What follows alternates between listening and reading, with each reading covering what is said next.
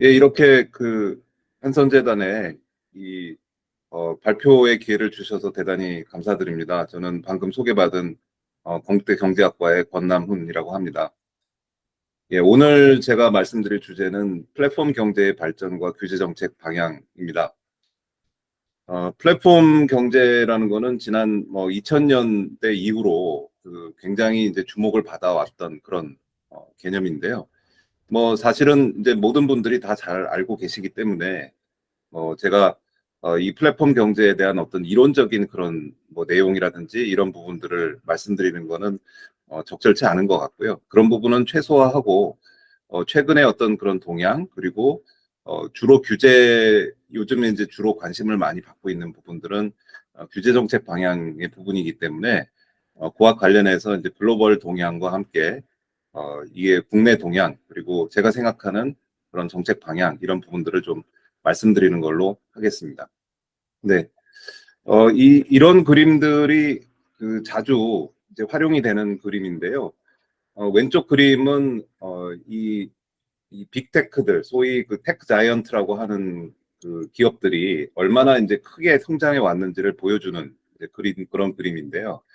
2005년과 2021년을 이제 비교를 해보면 왼쪽에 그 전체적인 이제 그 시장 이 마켓 캐피털라이제이션, 그러니까 시장 가치의 규모의 변화를 이제 보여주는 건데, 이제 탑 기업들의 변화를 보여주는 건데, 우선 이제 규모 자체도 굉장히 성장을 했지만 왼쪽에 보시면은 이제 여러 가지 빨간색, 노란색, 파란색, 초록색 이렇게 여러 가지 색깔로 되어 있는 거를 보실 수가 있고요. 오른쪽은 거의 파란색, 사우디 아람코를 제외하면은 거의 파란색이 된 거를 보실 수 있는데, 이 색깔이 기술 기업이냐 아니면은 오일 에너지 기업이냐 금융 기업이냐 유통 기업이냐 아니면은 이런 이 복합 기업이냐 이런 것들을 나타내고 있는 건데 2005년까지만 하더라도 다양한 형태의 기업들이 이제 상위를 차지하고 있었다고 한다면 지금 최근에 와서는 거의 아주 예외 일부를 제외하면은 거의 테크 기업들 그중에서도 플랫폼 기업이라고 하는 것들이 이제 자리를 잡고 있는 중입니다. 그러니까 가장 성장도 빠르고 가장 어떻게 보면 이제 최고의 기업들, 가장 규모를 가장 큰 규모를 자랑하는 기업들은 대부분 플랫폼 기업들이 되는데요. 이게 이제 2005년과 2021년을 비교한 거라 그 이유를 조금 보여드리기 위해서 오른쪽에 이제 2023년 말 거를 이제 가지고 왔는데요. 사실은 이것도 좀 아웃데이트 된 것 같습니다. 어쨌든 이 23년 말 기준으로 해서 보면 이 중간에 사우디 아람코가 여전히 3위에 자리 잡고 있는 거, 그다음에 이제 버크셔 해스웨이가 있고 맨 밑에 보면은 이제 일라이 릴리라고 요즘 이제 비만 치료제로 굉장히 각광을 받는 이제 그런 기업이 이제 새로 들어오긴 했습니다. 이게 이제 2022년, 2023년을 거치면서 약간 이제 플랫폼에 대한 회의론 같은 것들이 조금 이제 생기면서 가치가 약간 줄어드는 듯한 현상이 나타났었고요. 이제 그러다가 다시 이 AI가 이제 등장을 하면서 여기도 보면 이제 큰 글씨로 제가 이제 이 그림을 가져왔던 이유는 엔비디아랑 메타가 이 갑자기 이제 성장을 하는 그런 분위기가 이제 나왔었는데 그게 이제 AI의 성장과 더불어서 다시 이런 기업들이 주목을 받았고 아주 가장 최근에는 엔비디아가 거의 1위까지 위협하는 그런 수준까지 올라갔다가 어제부로 다시 또 애플이 1위로 올라가면서 이게 상위에 있는 기업들이 이제 이 플랫폼과 테크 기업 그리고 이제 AI의 영향까지 들어오면서 엎치락 뒤치락하는 그런 현상이 지금 굉장히 변화가 심한 그런 상황을 맞고 있습니다.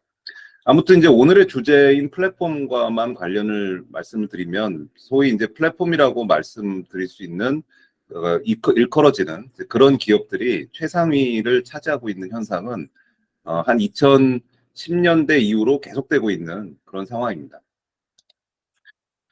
전 세계적으로 플랫폼의 영향력이 어느 정도나 되는지, 국적은 어떻게 나눠지는지, 이런 것들을 좀 조사한 이제 독일 분인데, 그런 분이 있어서, 그걸 조금 이제 해서 지역적 분포를 조금 말씀드리도록 하겠습니다.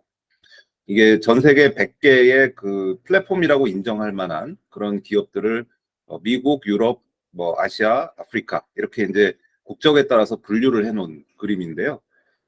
보시다시피 미국이 이제 최상위를 차지하고 있죠. 우리가 뭐 예전에 이제 가팜이라고도 얘기하고 요즘은 뭐 가맘이라고도 얘기하고 뭐 이제 A하고 M으로 다 어쩌다 보니까 이제 시작하는 기업들이 됐는데 애플, 마이크로소프트, 아마존, 그다음에 페이스북의 메타, 그다음에 구글의 알파벳 이렇게 이제 5개 기업이 거의 이제 세계 최고의 기업으로 계속해서 유지가 되고 서로 간에 이제 엎치락뒤치락하면서 유지가 되고 있는 중이고요.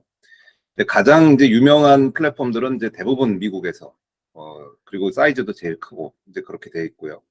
그 다음에는 이제 아시아 패시픽 지역에서 거의 이제 중국 기업들이 이제 주로 상위를 차지를 하고 있고 그 다음에 이제 우리나라 기업들도 조금 이제 선전하는 그런 상황이고 그 다음에 이제 유럽에는 사실은 셉은 뭐 플랫폼이라고 분류는 해놨지만 이 전통적인 플랫폼이라기보다는 과거에 이제 ERP라고 사내 전산 시스템 중심의 기업이라서 사실상 다음에 ADN이라고 돼 있는 기업은 결제 시스템 기업인데요.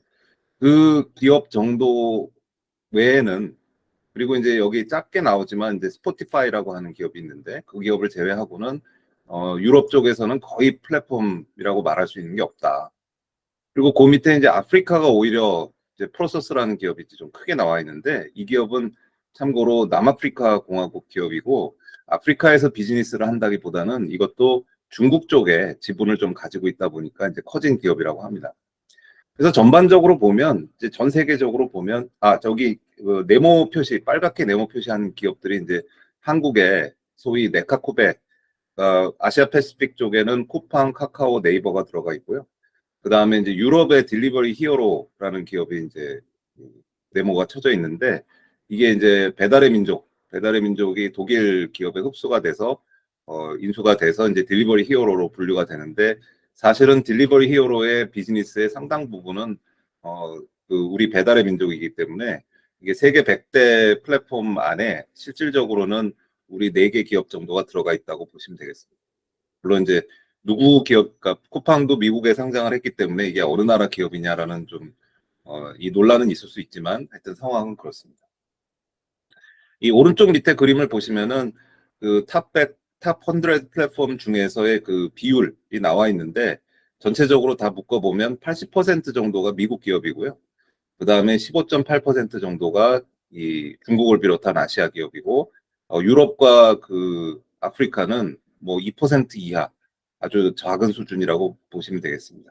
그러니까 오른쪽 맨 밑에 이제 그거는 이제 이게 이 퍼블릭 기업이냐 아니면 프라이빗 기업이냐라고 구분을 해놓은 건데 뭐 이거는 뭐 그렇게까지 중요한 부분은 아닌 것 같아서 뭐 설명은 안 드리도록 하겠습니다. 예, 그러면 이제 2000년대 이후, 특히 2010년대 이후에는 플랫폼 기업들이 굉장히 어떻게 보면은 전 세계를 이제 좌지우지하는 그런 기업들이 다 플랫폼 기업이 된 상황인데 왜 그러면 이렇게 플랫폼 기업들이 각광을 받게 되었느냐라는 거에 대해서 학자들의 이제 전통적인 설명은 전통 기업에 비해서 무게는 가볍고 가치는 높다. 그래서 사실 1대1로 비교하는 게 적절한 건지는 모르겠지만 이 왼쪽의 표를 보시면 BMW와 우버 그리고 메리엇이라는 이제 호텔 체인이죠. 그리고 이제 에어비앤비 그다음에 미디어 기업으로서 콘텐츠 기업으로서 월트 디즈니와 페이스북 그다음에 IBM과 세일스포스 이것도 이제 약간 유사한 비교라고 이제 생각을 한 거고요. 그다음에 이제 뉴욕 타임스와 트위터 이렇게 이제 전통 기업, 전통적으로 유명한 기업들과 소위 이제 플랫폼 기업들을 비교를 해놓은 이제 그런 표인데요. 보시면은 이제 마켓 캡으로 보면 시장 규모로 보면은 플랫폼 기업들이 전혀 뒤떨어지지 않고 오히려 더 크다고도 볼 수 있는 반면에 여기 중간에 보시면은 이제 인플로이 고용원을 보면 뭐 10배 내지는 그 이상 차이 나는 그런 경우도 이제 많이 있는 그런 거를 이제 보실 수 있습니다. 그래서 이제 이 인용구에 보시듯이 세계 최대 택시 회사인 우버는 차량을 한 대도 안 갖고 있고 가장 인기 있는 미디어 기업인 페이스북은 콘텐츠를 만들지 않고 남의 콘텐츠를 다 활용하죠. 어, 그리고 가장 가치가 높은 소매업체인 알리바바는 재고가 하나도 없고 가장 큰 숙박업체인 에어비앤비는 부동산을 하나도 가지고 있지 않다.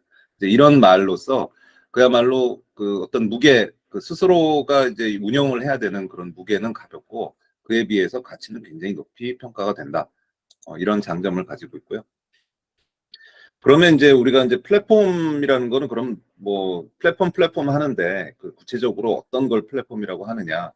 OECD 정의에 의하면 서로 다른 이용자 그룹이 있고 이용자 그룹이 거래나 상호작용을 원활하게 할 수 있도록 제공된 물리적, 가상적, 제도적 환경이라고 정의를 하고 있습니다. 뭐 한마디로 말하면 이제 중개업체라고 보면 되시겠는데요. 근데 뭐 중개업이면 다 플랫폼이 되느냐? 이제 그런 건 아니고 이 양면 시장이라는 특성을 가지고 있으면 플랫폼이다라고 이제 학자들은 보통 얘기를 합니다. 그래서 양면 시장은 교차 네트워크 외부성이라는 거를 이제 가지게 되는데요. 이거는 이제 어느 한 면의 고객 수가 많아지면 다른 면의 고객이 플랫폼을 참여해서 얻는 효용이 높아지는 현상을 얘기를 하는데 전통적으로 뭐 통신산업 같은 경우를 이제 생각해 보면 많은 사람들이 전화를 쓰니까 내가 전화를 걸 사람이 있고 그래서 내가 전화에게 느끼는 가치, 전화에 대해서 갖는 가치가 높아지는 그거를 이제 네트워크 외부성이라고 이제 하는 건데요. 그런 식의 이제 서로 연결이 많은 사람이 그러니까 페이스북 같은 경우에도 많은 사람이 들어와 있으면 들어와 있을수록 더 재밌고 그 다양한 콘텐츠가 생성이 되고 그래서 또 접속을 할 가치가 더 생기고 이런 게 이제 교차 네트워크 외부성이고 이런 부분들이 이제 가장 그 플랫폼을 정의하는 플랫폼이 왜 이렇게 잘 나가느냐라는 거를 설명하는 원인이라고 생각을 하고 있습니다. 이 교차 네트워크 외부성을 따라서 이 가장 활용을 잘하면 잘할수록 플랫폼이 가치가 높아지겠죠. 그러다 보니까 플랫폼이 가져가는 전략은 크게 봐서 개방과 흡수라고 이제 저희가 보통 얘기를 하는 그런 전략이 가치 창출의 핵심이 되는데요. 이제 개방이라는 거는 가능한 한 그 많은 사람들을 끌어들이기 위해서 뭐 바깥의 연결이라든지 이런 것들을 그 가능한 한 뭐 확대할 수 있도록 중개업체나 어떤 뭐 입점업체나 이게 플랫폼이 중개업체죠. 그러니까 입점업체나 소비자나 이런 분들이 이 액세스를 하는데 어려움이 없도록 가능한 한 열어주는 그런 걸 이제 개방이라고 하고요. 그러면서 동시에 그 흡수라고 해서 보완제라든지 어떤 약한 대체제라든지 비관련제 등으로 이게 그 본체가 무게가 가벼우면서 어떤 데이터를 관리하면서 얻어지는 그런 그 범위의 경제가 존재하기 때문에 계속해서 이제 범위를 넓히는 이제 그런 현상을 흡수 전략이라고 얘기를 합니다.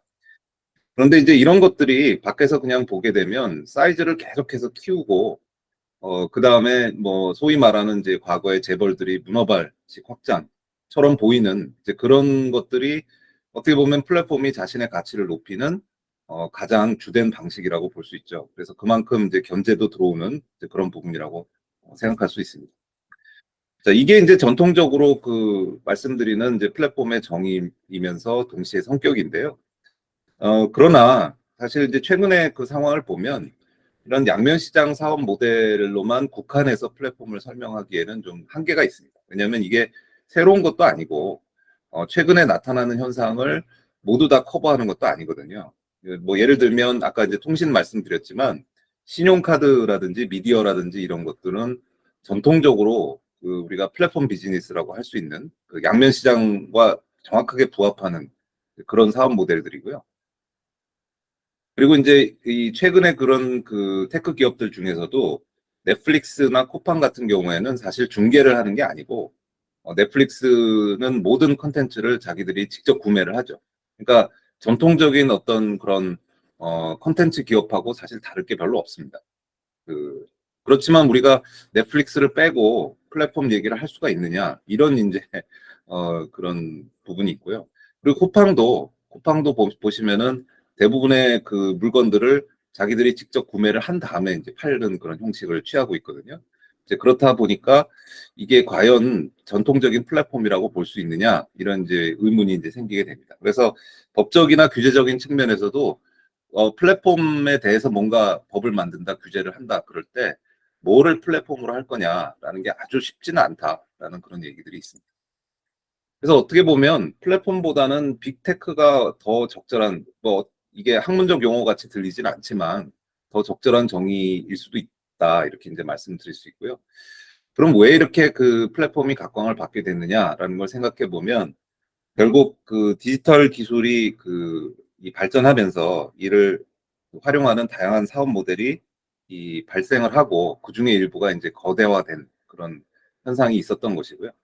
뭐 검색, 복제, 수송, 첫 추적, 검증 이런 비용들이 디지털 기술의 발전에 따라서 굉장히 낮아졌다. 이런 분석이 있고 고정 비용은 높고 처음에 이제 기술 투자 R&D를 많이 한 다음에 그다음에 이제 그 서비스를 퍼뜨리는 데는 굉장히 비용이 적게 들기 때문에 전형적인 규모의 경제가 있고 그다음에 데이터와 인공지능을 활용해서 아까 말씀드린 것처럼 흡수 전략을 이제 활용을 하게 되는 게 이제 범위의 경제고 근본적으로 네트워크 효과라는 거는 수요 측면에서의 규모의 경제 또 범위의 경제라고 보기 때문에 어찌 보면 우리가 이제 경제학 교과서에서 나오는 사이즈를 키울 수 있는 여러 가지 요소들은 다 갖추고 있다고 보시면 되겠습니다.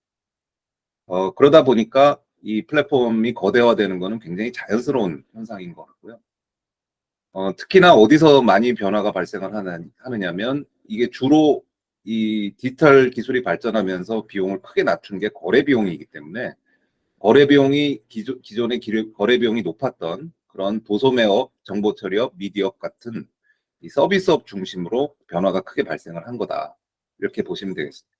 아무튼 이제 결론을 말씀드리면 플랫폼은 이런 거다라고 하는 유형화를 하는 거는 쉽지가 않은 것 같고요.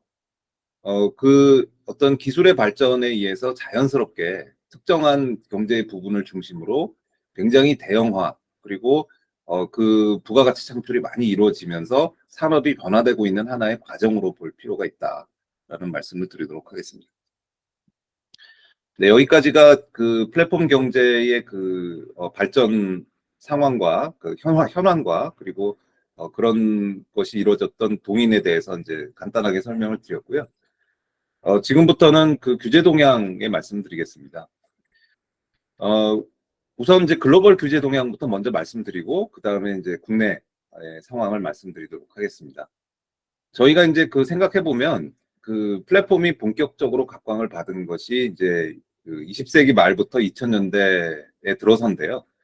그때까지는 긍정적인 측면이 더 강조가 되는 추세여서 아까 지금 제가 말씀드렸던 이런 것들이 플랫폼의 본질적인 특성인데 사실 그 특성을 제대로 이해하지 못하는 상황에서 규제를 하게 되면 어, 이 너무 과한 규제가 그러니까 발전을 제대로 하지 못하는 상태에서 과한 규제가 있을 수 있다. 그래서 완화된 규제가 필요하다는 논의가 오히려 우세를 했었습니다.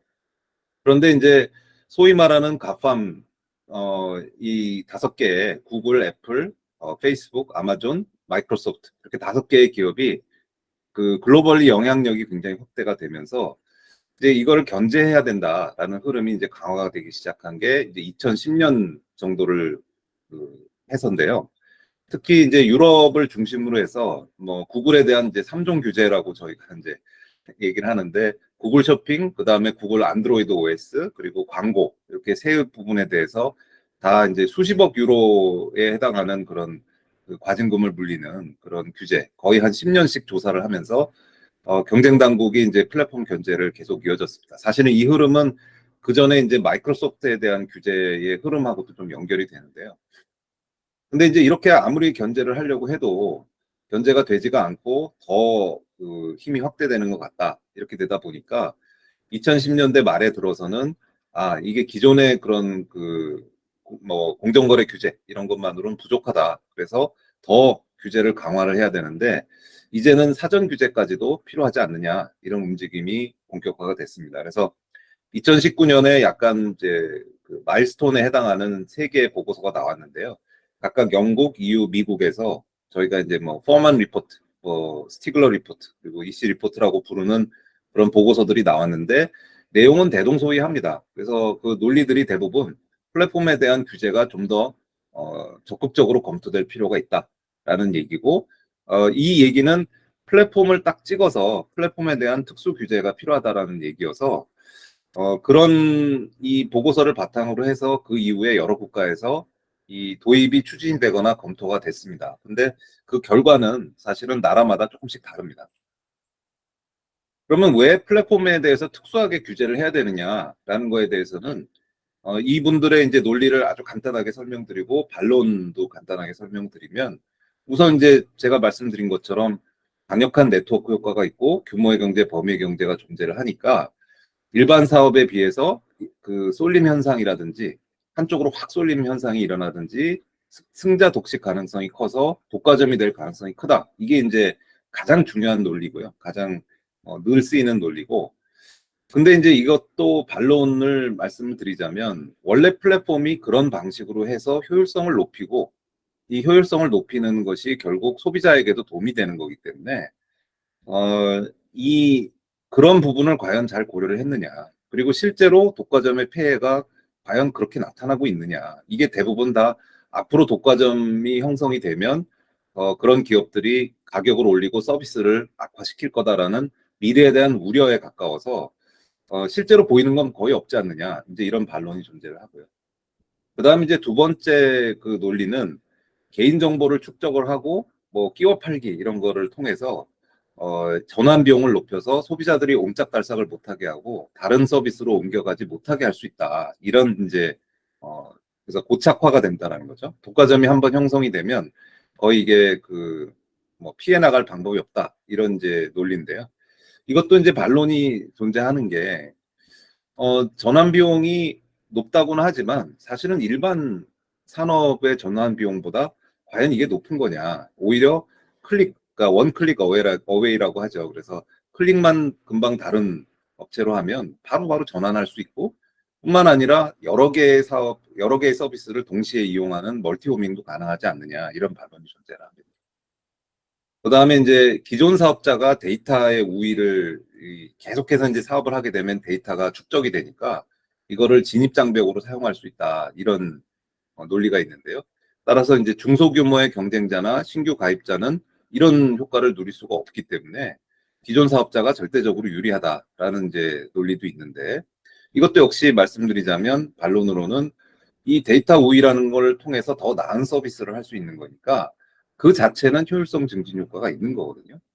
따라서 이걸 이용을 해서 독과점적인 어떤 행동을 하느냐를 규제를 하는 게 맞다. 이 자체를 규제하는 게 아니라 이런 것도 있고요. 그다음에 이제 데이터라는 거에 대해서 굉장히 과대평가하는 그런 경향이 있다. 뭐 몇 년 전에 이제 이코노미스트지에 데이터가 그 새로운 석유다 이런 이제 그 기사가 난 적이 있는데 석유만큼 데이터가 굉장히 중요한 역할을 차지할 거다라는 이제 전망이었죠. 근데 실제로 그 학자들이 이 연구를 해보면 이 데이터가 가지는 효과가 생각보다 그렇게 크다거나 광범위한 것 같지 않다. 이게 기업들이 성공을 하는 이유가 데이터를 좋은 데이터를 가지고 있어서라기보다는 그 데이터를 어떻게 잘 가공하고 활용하느냐라는 그 기업의 능력에 더 달려 있다라는 점. 그리고 데이터를 축적을 하면 할수록 계속 가치가 커지는 게 아니라 몇 년 정도 축적을 하고 나면 사실은 뭐 별로 그렇게 크게 그 뭐 다시 이제 과거에 축적했던 데이터는 별로 크게 의미가 없다 이런 연구들이 나오고 있습니다. 이제 그 밖에도 이제 뭐 행동 경제학적으로 가격을 이제 무료로 책정을 하니까요, 보통. 그래서 이제 그거를 제로 가격으로 인한 착시 현상이 있고 그다음에 사람들이 기본 선택으로 디폴트 초이스를 해놓으면 별로 이거를 바꾸지 않는다 이런 식의 이제 행동 경제학적인 근거를 대는 경우도 있는데요. 근데 이제 그것도 자세히 들여다보면 그래서 생기는 문제의 그 내용이 뭐냐라는 거를 들여다보면 그게 애매한 부분들이 꽤 있다라는 거죠.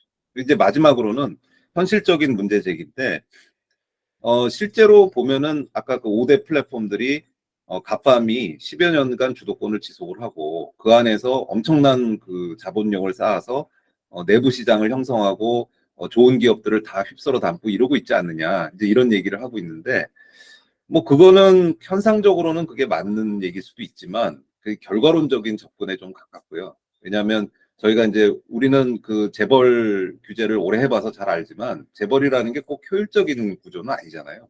그러니까 이게 사실은 그러다가 이제 망하는 그런 기업들도 많이 생길 수 있는데 이 기업들이 망하지 않았기 때문에 결과론적으로 재벌 시스템이 마치 굉장히 효과적인 것처럼 생각을 할 우려가 있다라는 거고요. 그리고 새로운 기업이 없었다고 생각을 하지만 뭐 줌이라든지 틱톡이라든지 그리고 최근에 나오는 AI 기업들이라든지 이런 걸 보면 다양한 혁신이 일어나고 뭐 진입, 경쟁, 내부 순위 변동 이런 것들은 계속 일어나고 있다라는 것이죠. 죄송합니다. 예, 그런 부분들을 이제 고려를 해야 된다라는 것이고요. 네, 아무튼 이런 그 논리들이 치열하게 서로 대립을 하고 있습니다. 이제 그러다 보면서 이제 국가별로 대응도 굉장히 다르게 나타나고 있는데요. 여기서부터는 뭐 그냥 디테일에 대한 부분들은 조금 생략을 하면서 그 빨리빨리 설명을 드리도록 하겠습니다. 우선 이제 가장 강력한 규제 입법이 된 거는 역시 유럽인데요. 유럽은 아까 맨 앞에서도 말씀드린 것처럼 글로벌 100대 플랫폼 중에서 사실상 유럽 기업이 거의 없다. 유럽의 그 시장 사이즈는 거의 미국이나 중국의 그 비슷한 수준인데 실제로 플랫폼 중에서는 거의 존재감이 있는 기업이 없거든요. 그러니까 이제 내부적으로도 자체적 플랫폼을 육성해야 된다라는 그런 목표 의식이 굉장하고요. 이거를 그 미국 중심의 플랫폼들에 대해서는 견제를 해야 되겠다. 이런 의식이 굉장히 강합니다. 그러다 보니까 이제 몇 년에 걸쳐서 두 가지의 이제 핵심 규제법들이 입법이 됐는데요. 디지털 서비스 액트, 디지털 마켓 액트라는 이런 두 가지 법인데, 디지털 서비스 액트는 뭐 그냥 한마디로 말씀드리면 불법 콘텐츠 모니터링을 강화해야 된다라는 게 이제 핵심이고요. 그다음에 이제 디지털 마켓 액트는 최근에 이제 우리나라에서 논란이 되는 그런 플랫폼 규제법과 비슷하게 몇 개의 기업들을 그 게이트키퍼 기업으로 지정을 한 다음에 뭐 이런저런 그런 공정 거래와 관련된 이런저런 규제를 뭐 특별히 잘못한 게 없어도 사전적으로 이런 기업들에 대해서는 규제를 해야 되겠다라는 그런 법입니다. 둘 다 사전 규제라는 특징을 가지고 있고요. 어, 그러니까 이제 뭐 잘못한 게 없어도 큰 기업이라는 이유로 일단 규제를 받는 거죠. 뭐 예상이 어느 정도 가능했지만 딱 6개 회사를 선정을 해서 이 매년 이제 바뀌는데 일단 최초 선정한 기업은 6개 회사인데 이 가팜 미국의 5개 기업과 이 중국 그 바이트댄스의 틱톡 이렇게 6개만 지정을 했습니다. 유럽 회사는 당연히 없고요. 이 접근은 사실은 전통적인 어떤 그런 뭐 공정거래법, 경쟁법의 접근이라기보다는 마치 이제 과거에 통신산업을 규제를 하듯이 통신산업의 이제 독과점 뭐 네트워크 산업이라는 이유로 이제 규제를 많이 받잖아요. 그거와 굉장히 유사한 접근을 가지고 있습니다. 그래서 실제로 이게 어떤 식으로 아직은 선정만 했지 실제로 운영은 이제부터라서 어떻게 될 건지는 좀 두고 봐야 되겠고요. 최근에 영국에서 유사한 법이 통과가 됐습니다. 뭐 잘 아시다시피 그 영국이 브렉시트를 하고 나서 이제 독자적인 법을 가져가야 되는 그런 상황이어서 유럽과 굉장히 유사하게 이제 그 계속해서 검토를 하다가 불과 아마 5월 며칠인가요? 하여튼 며칠 전에 이제 통과가 됐습니다. 그래서 DMCC 법이라는 게 통과가 돼서 EU랑 굉장히 비슷합니다. 굉장히 비슷한 내용들을 가지고 있고 여기서는 한 세네 개 아직 지정을 안 했는데 이제 전략적 시장 지위를 가지는 기업들을 한 세네 개 정도 지정을 하겠다. 그리고 이 기업들에 대해서는 행동 수칙, 코드 오브 컨덕트를 적용을 하고 이런저런 규제를 더 하겠다. 이런 내용인데요. 뭐 굳이 비교를 하자면 유럽의 DMA하고 비교를 하자면 약간은 좀 더 공정거래법에 가까운 그런 내용들을 좀 더 담고 있습니다. 그래서 이게 실제로 근데 이제 어떤 식으로 운영이 될지는 더 두고 봐야 할 것 같고요.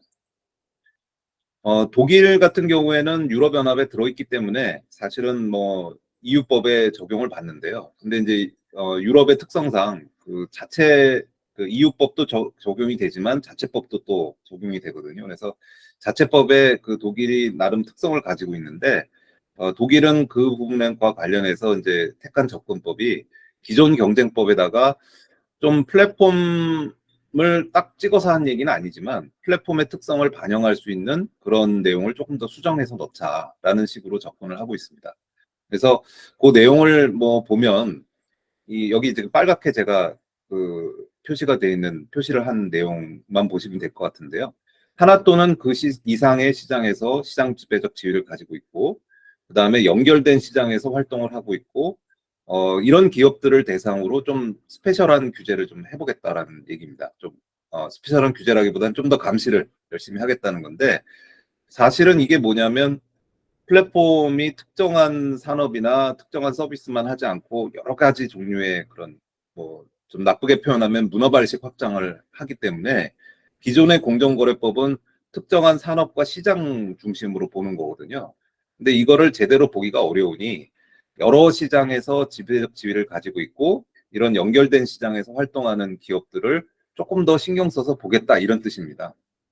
근데 사실 이걸 보면서 이제 제가 느끼는 거는 우리의 그런 재벌 규제, 대규모 기업 집단 규제랑 굉장히 비슷한 거 아니냐 이런 생각을 이제 갖게 되는데요.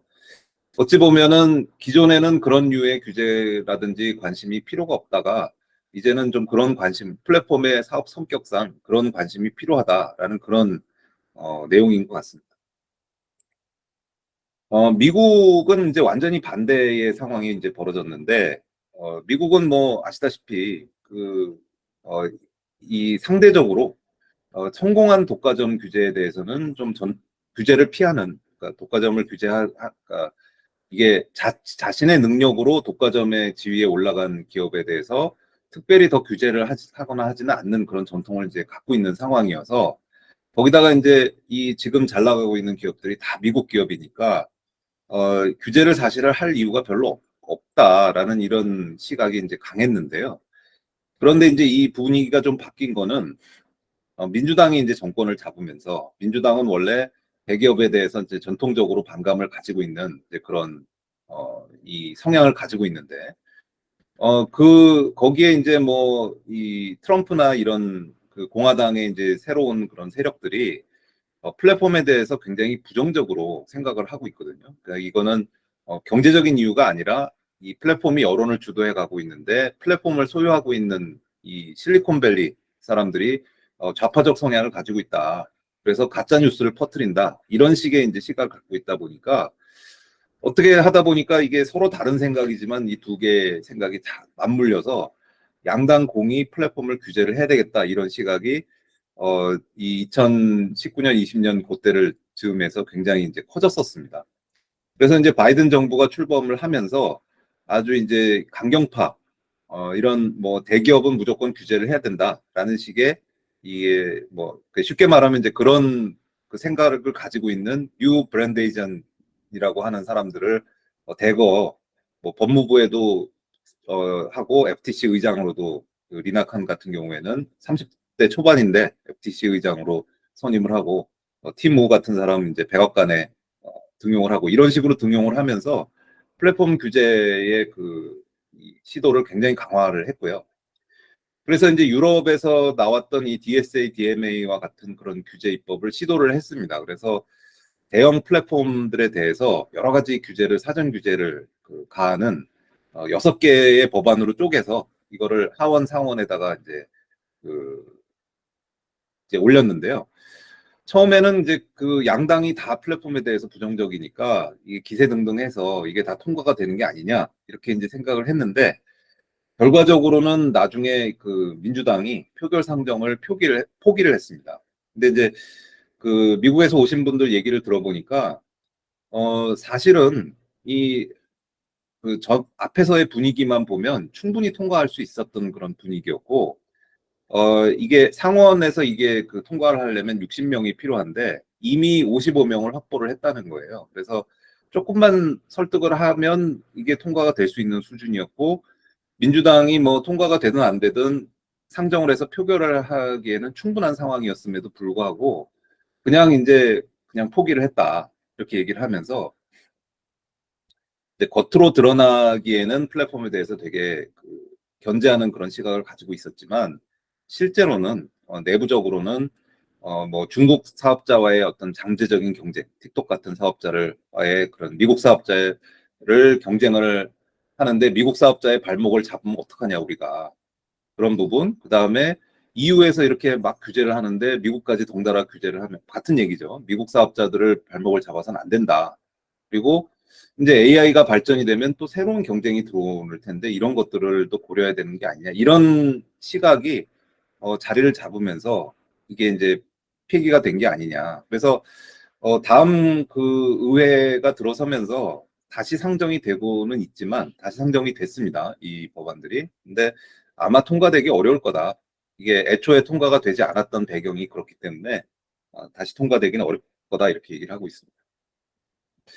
일본 같은 경우에는 그 사전 규제를 드리긴 드렸는데 굉장히 완화된 형태를 들여서 사실상 자율 규제 성격을 가지고 있는 그런 규제가 들어왔습니다. 그래서 2020년에 그 EU의 영향을 받아서 이제 규제법을 만들었는데 이 경우에는 경쟁법이 아니라 뭐 우리로 보면 이제 산자부 같은 통상산업부와 같은 그런 그 경제산업성이 이제 관할을 하고요. 그다음에 몇 개의 서비스 분야만 지정을 하는데 내용을 보면 좀 신경 써라. 그리고 정부에다가 보고도 좀 잘해라. 그리고 알아서 잘해라. 이런 내용이 대부분이고요. 뭘 위반을 했어도 뭐 그 과징금이 뭐 기껏해야 뭐 몇백만 원, 몇천만 원 이 정도 수준밖에 안 됩니다. 그러니까 굉장히 약한 법률인 거죠. 그래서 사업자의 자율성에 굉장히 초점을 두고 있어서 이건 사실상 자율규제 아니냐 이렇게 해석하는 사람들이 많습니다. 그리고 이제 최근에는 스마트폰 경쟁 촉진 법안이라는 게 이제 도입이 추진이 되고 있는데 이거는 앱스토어에만 그러니까 애플, 구글만 이제 제공을 하고 있는 앱스토어만 딱 집어서 그 규제를 하는 거거든요. 그래서 굉장히 이제 타겟형으로 규제를 접근하고 있다 이런 얘기를 드릴 수 있겠습니다. 마지막으로 이제 대만 같은 경우에는 기존 경쟁법을 유지를 하고 전혀 이제 변화를 안 가져가고 있는데요. 뭐 대만도 자기네의 그런 플랫폼 사업체가 있는 건 아닌데 물론 테크 기업들은 반도체 기업 이런 거는 뭐 갖고 있지만 그럼에도 불구하고 보니까 뭐 경쟁법을 특별히 이거를 개정을 할 필요는 없겠다라고 이제 생각을 하고 그냥 이 기존의 법을 잘 적용하면 되겠다 이렇게 결론을 내렸습니다. 제가 이제 생각보다 시간을 많이 잡아먹고 있는데요. 그 국내 규제 논의 간단하게 말씀드리겠습니다. 대략 한 2020년 전까지는 그 우리나라에서도 플랫폼 규제 논의가 부상을 하지 않았고요. 그때를 생각을 해보시면 이제 문재인 정부 때인데 뭐 중대재해법, 하감합병법, 공정거래 3법 등 그 각종 기업 규제법이 막 우수수 통과하던 시절인데도 불구하고 적어도 그때까지는 플랫폼에 대해서는 오히려 뭐 벤처라든지 이런 거와 함께 규제 샌드박스라든지 인터넷 전문은행 허용이라든지 이런 식으로 전향적으로 접근이 이루어지던 그런 시절이었습니다. 그런데 이제 2020년 들어서 이제 공정위가 한 세 가지 방향에서 규제를 보완을 해야 되겠다라고 하면서 이 가불 문제와 관련해서는 온풀법, 그 다음에 소비자 보호 관련해서는 전자상거래법, 그 다음에 이제 이 독과점 그 규제와 관련해서는 기존의 그 심사 지침을 제정을 하는 이런 이제 세 가지 방향의 그 변화를 이제 모색을 했는데요. 원래 이제 시작은 그 플랫폼의 이런 그 발전이 이루어지는 상황에서 공정거래법도 약간의 그 업데이트가 필요하다라는 걸로 시작을 했는데, 이게 이제 생각보다 이제 커지면서 특히나 이제 어떤 부분들이 이제 주로 뭐 지금까지도 마찬가지입니다만 플랫폼과 이용 사업자 간의 갈등 이런 것들이 굉장히 부각이 많이 되면서 뭐 예를 들면 배달 플랫폼 수수료가 너무 비싸다. 그리고 카카오 택시에 대한 그런 이 택시 기사분들 이런 분들의 이제 불만 이런 것들이 이제 하고 그리고 이제 뭐 상대적으로는 덜 부각이 되지만 이제 뭐그 숙박 플랫폼 이런 쪽에서도 굉장히 갈등이 많습니다. 이제 주로 플랫폼과 이용 사업자 간의 갈등이 많이 이제 확대가 되는 플랫폼이 굉장히 확대가 되면서 동시에 이런 갈등이 확대가 되는 이런 사회적 분위기가 형성이 되면서 공정위가 굉장히 이제 강력한 그런 드라이브를 걸기 시작하게 됩니다. 그래서 온풀법 주로 이 세 가지의 방향 중에서도 다른 부분은 거의 부각이 안 됐는데 이 가불관계 그러니까 플랫폼과 이용사업자 간의 가불관계 규율을 내용으로 하는 온풀법의 제정안을 제출을 했고요. 그래서 이게 2021년에서 2022년 초까지 그러니까 문재인 정부 막판에 굉장히 큰 논란이 있었고요.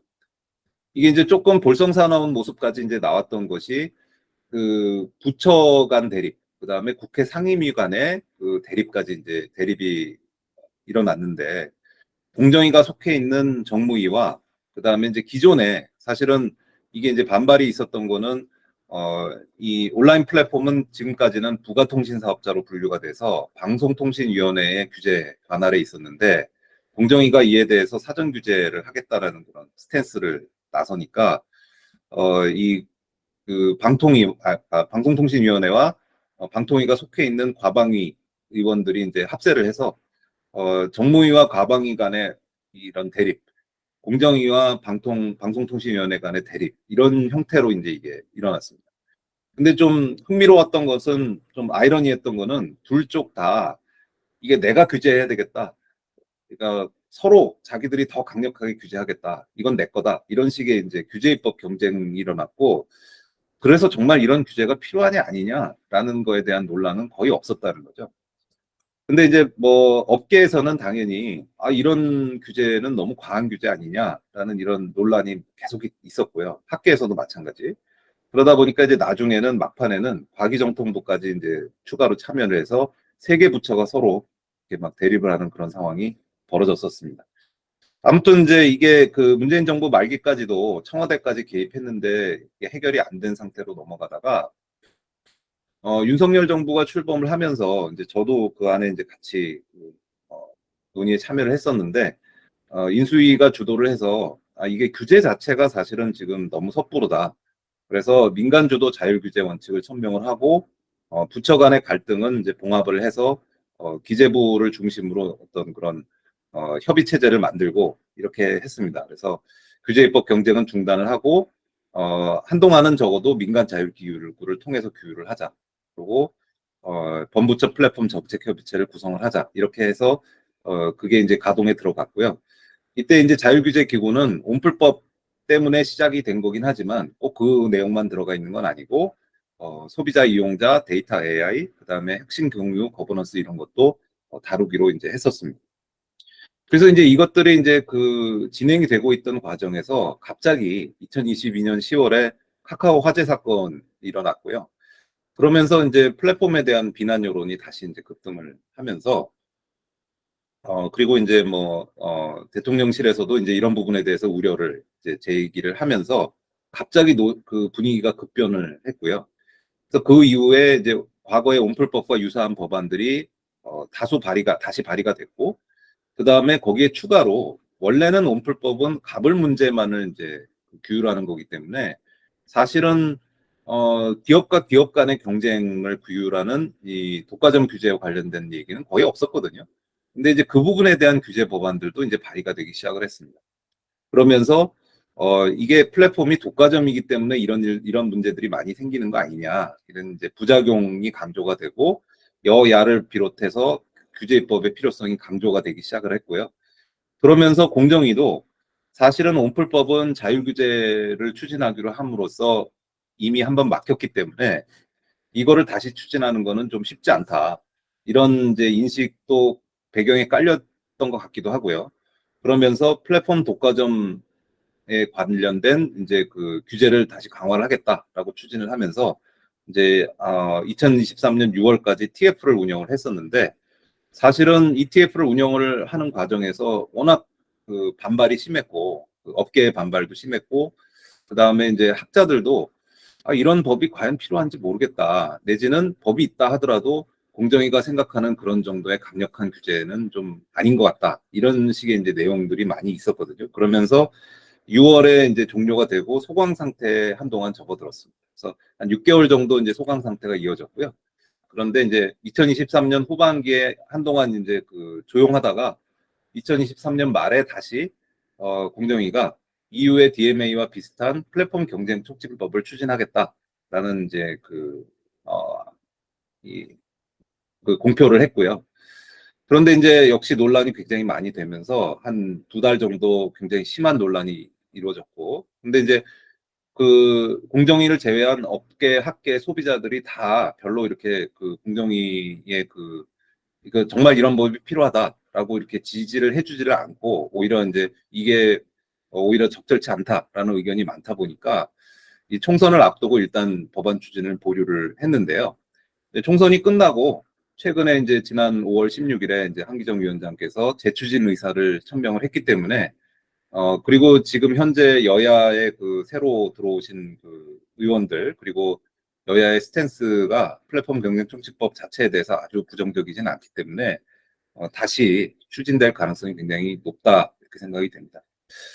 근데 이제 이 과정에서 제일 좀 학자로서 좀 의아하면서도 흥미로운 부분은 이미 작년 하반기, 그러니까 TF 추진은 작년 6월에 이제 끝났으니까 그 시점에서 이미 공정위에서는 그 법안에 대한 구상을 마쳤을 텐데요.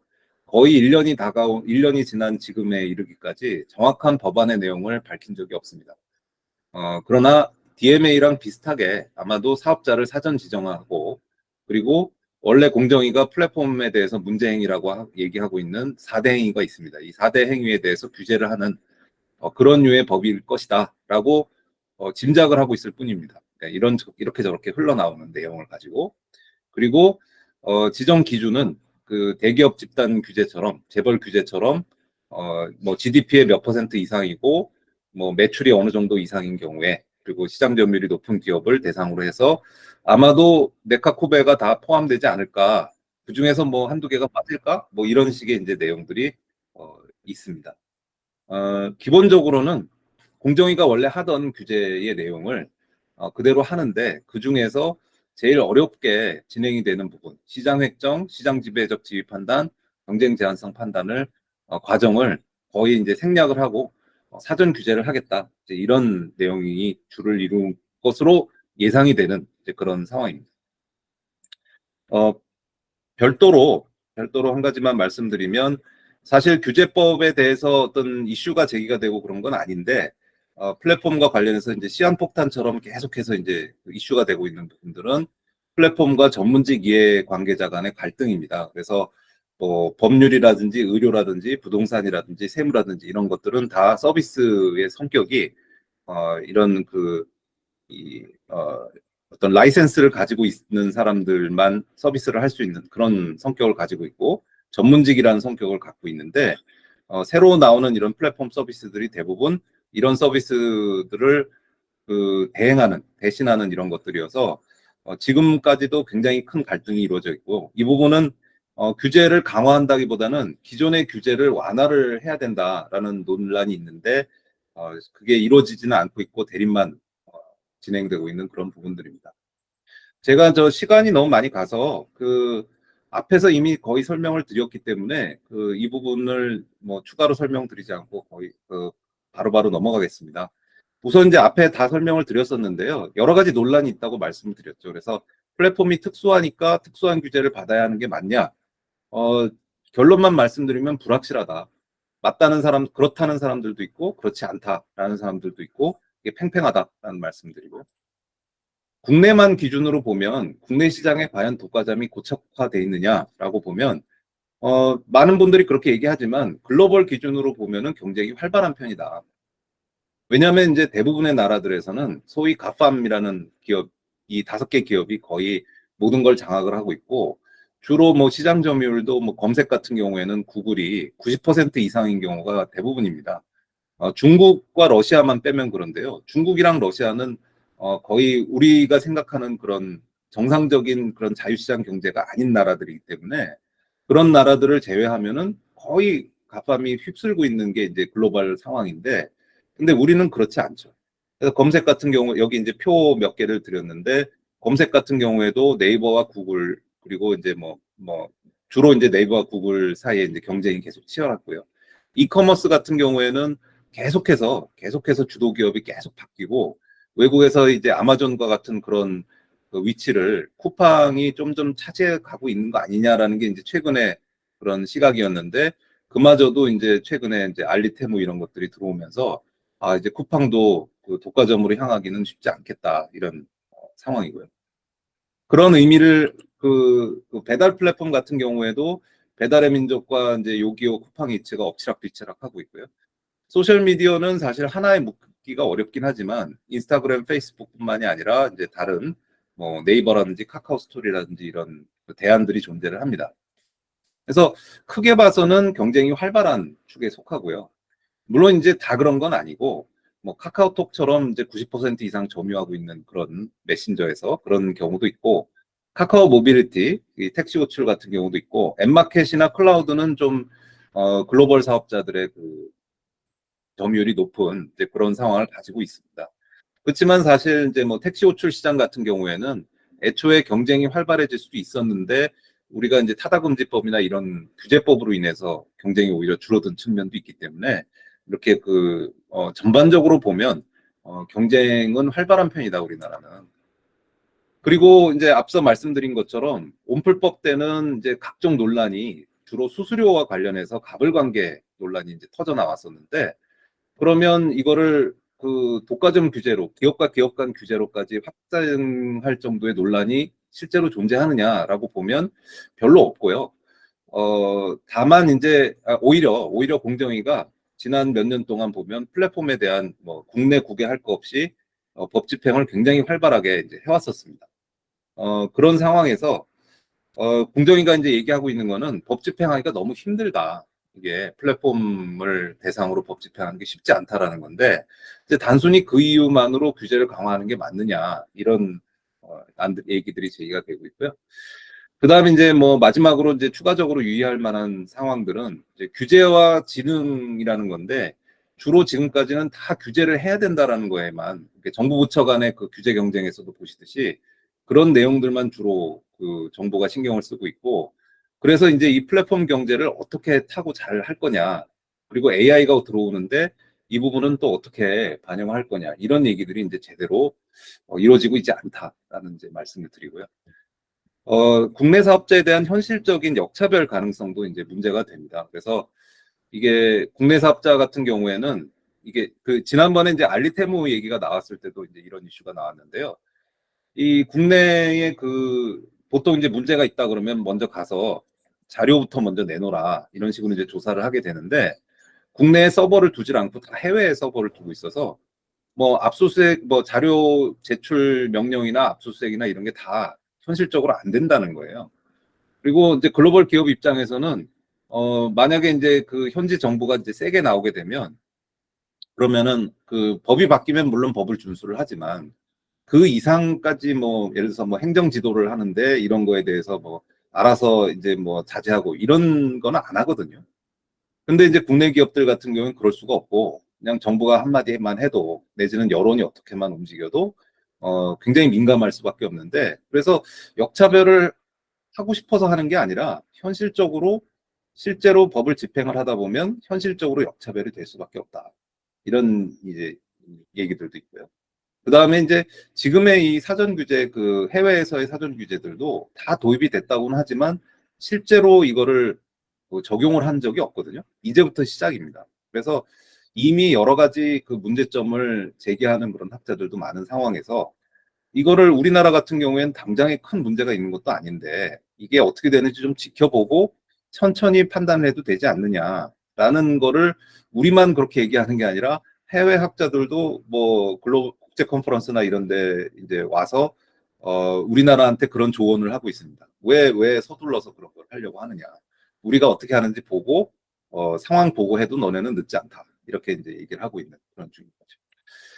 예, 그래서 후반부에 좀 너무 빨리 진행을 해서 죄송한데요. 앞부분에 시간 조절을 잘 못해서 맺은 말로 말씀드리면, 제가 이제 드린 말씀을 요약을 하면 플랫폼 경제로 간 이 부분은 뭐 피할 수 없는 흐름인 건 틀림없는 것 같습니다. 모든 변화가 그렇듯이 이런 피할 수 없는 흐름을 바탕으로 해서 이걸 어떻게 활용하는지가 중요한데요. 특히나 이제 서비스업 중심으로 플랫폼이 굉장히 변화를 많이 가져오고 있는데, 우리나라는 제조업 강국이고 전통적으로 서비스업은 영세하고 낙후된 그런 특성을 가지고 있어서 이거를 어떻게 잘 활용하느냐에 따라서 서비스업 발전의 계기, 우리나라의 성장 동력을 회복하는 계기를 플랫폼이 마련해 줄 수도 있다. 특히나 이제 디지털 전환이어서 이제는 이제 AI 전환이 굉장히 화두가 되고 있는 그런 상황에서 플랫폼이 이런 거를 이제 선도에 나서서 하는 역할을 하고 있기 때문에 매우 중요하다라는 말씀드리고요. 규제라는 거는 산업이 발전하고 변화를 하다 보면 당연히 그거에 적응을 해야 되고, 그래서 강화를 해야 될 부분도 있고 완화를 해야 될 부분도 있다. 그러나 이게 뭘 위해서 규제를 하느냐, 그리고 어느 정도로 하느냐, 어떤 방법으로 하느냐, 이건 굉장히 신중해야 되는데, 지금의 이제 논의는 약간 다른 나라에서 다 하고 있는데 우리도 해야 되는 거 아니냐, 약간 이런 식의 흐름.